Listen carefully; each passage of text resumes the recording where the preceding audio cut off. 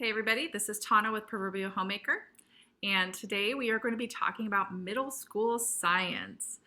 So my oldest is in the 7th grade right now. He's just finishing out the 7th grade. And so when we were heading into middle school, I told him that he could choose what science curriculum he wanted to do for the year.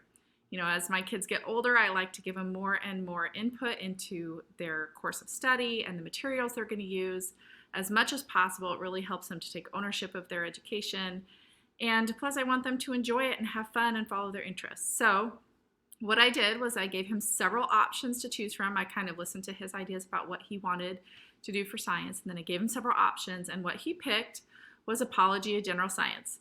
So that is what we went with, and we went along with their 3rd edition. So that's their newest edition, General Science. So this is the student text, and I'm going to show you guys inside of each of these pieces. So we got the student text here that he would read on his own. He did this entirely independently. He very rarely needed my help. So he had the student text there, and then he had the student notebook here that would go along with it that had all the lab reports and worksheets and things that he could fill out and note-taking. All of those things. I'll show you more detail on that in a minute. And then it also came with a little book, a smaller book that was the solutions and tests to go along with it. So whenever he got to the end of a module, he would take the test and then I would correct it and we'd talk through any issues he was having. We got the superset. There's different, levels of the curriculum you can get, or not levels, I shouldn't say, but different bundles. So you can just get the text of the student notebook. You really do need both the student text and the student notebook and the tests if you're going to have them take the tests. We also got the bundle that had the flash drive that had the videos on it. Those are created by the author of the curriculum, and she goes through and kind of gives a summary of what's in the text. Sometimes there's a little bit more information, but it's basically the same thing, and then shows the experiments and the results and everything. So we got that. We also got the audiobook version of it. And they do have, so this is all the text version of the curriculum. They do have an online self-paced and an online live version of this curriculum.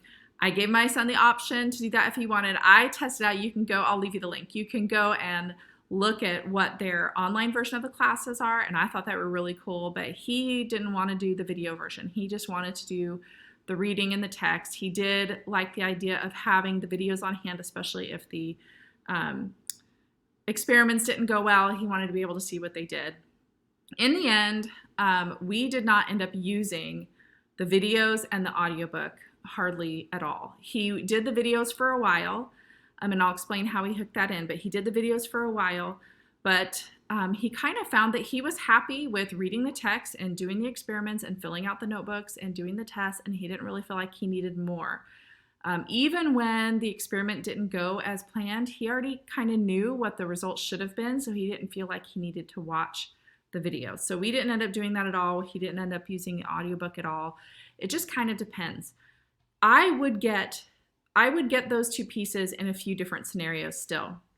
One of them is if you have a student who might struggle with the volume of reading that's involved, or who is an extremely auditory learner, you could have them listen to the chapter and then just use the text for studying for the test if you're having them do the tests.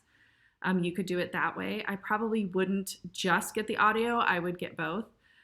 So that's one thing. For him, what we tried to do was we tried to have him read the text and then either listen to the audiobook afterward or watch the video afterward, or do the audiobook and video at the end of the week or right before the test, sort of like a review.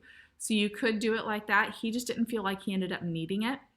And plus, the thing about this curriculum that's really nice is that it's designed for middle school. It's designed to be a bridge from elementary school to high school, and it teaches them through the curriculum how to study and how to take notes and how to do lab reports, and kind of gives them baby steps to build up those skills.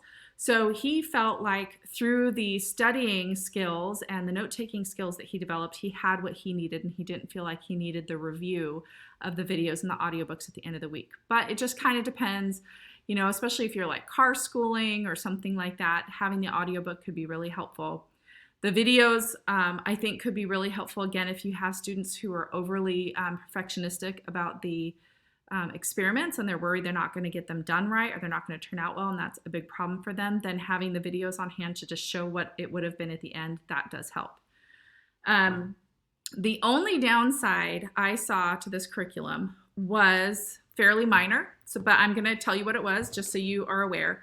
So the text is here, and it is, although obviously the notebook goes along with it, it's written in such a way, the notebook is designed in such a way that the scheduled readings in the text and in the notebook would explain the results of the experiment before they actually did the experiment. And that really bugged my son.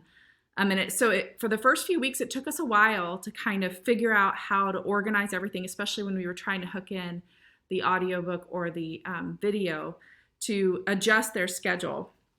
And so if you look here at the beginning of the notebook, they have this really handy schedule that tells your students exactly what they need to do each day. It says, you know, here's the text, read this, do the notebooking pages, then complete the experiment. So the problem we were having was he would read the text and he would read the notebooking pages, and it would, in those pages, it would explain what the test results were supposed to be, or the experiment results, and he didn't like that. He wanted to be able to do the experiment and, you know, see what the results were, you know, write up the lab report, and then see what the book said should have happened and kind of walk through their explanation. It didn't take us long to figure out how to adjust it. So basically what would happen is he would read the text and the notebook, and when he got to the part where it started to explain the experiment results rather than just how to do it, he would just pause and go to the experiment and then come back and do it. So at the 7th and 8th grade level, which is what general science, their general science course is designed for, your children most likely will be able to do this completely independently, and he did. I ended up buying, you can buy a kit with almost all of the materials that they will need. There were some occasions where he needed a few extra things, but they were usually just household items or things I could easily pick up. But I got him a kit from Home Science Tools that had everything he needed specifically for this course. That way I didn't have to worry about, you know, the supply list or going and building a kit for him. It was more money, so you kind of have to decide what is more important, your time in putting it together or your money. You kind of need, you know, that's always the question with homeschool curriculum, right? So, but they do have the supply list available, so you could pull together your own kit too if you wanted. So here is the student text. So he would read this according to the schedule. You can see there's beautiful color diagrams. Here's the experiment. He really enjoyed this. These explore more are like extra experiments and activities. He often did those voluntarily. I never asked him to do those, but he really enjoyed them.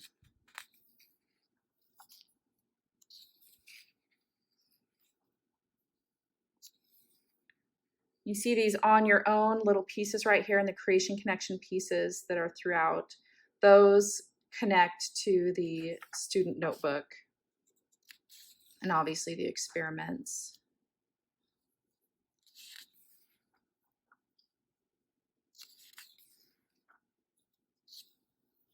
So this reading for Module 12 would be broken up over several days. It's not all at once. And here's the answers to the on your own questions, so he would know what they were. And then in the notebook,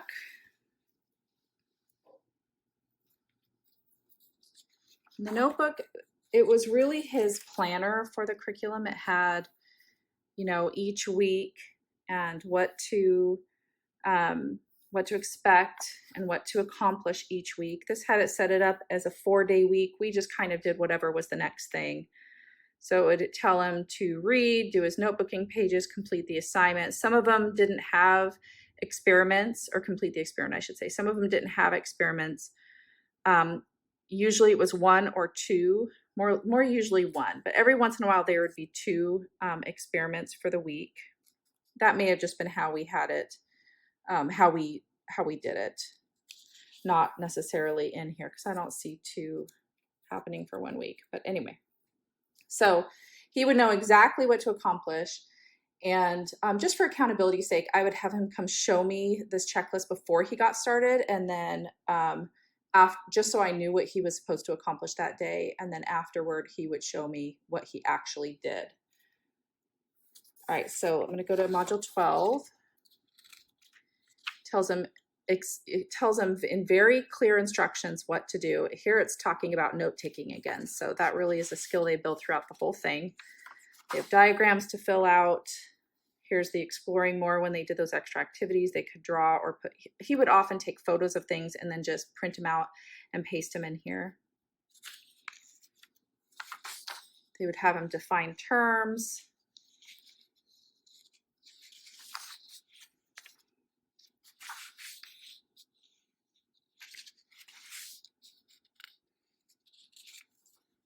So you can see it's very, there's lots of practice for them to organize their information visually.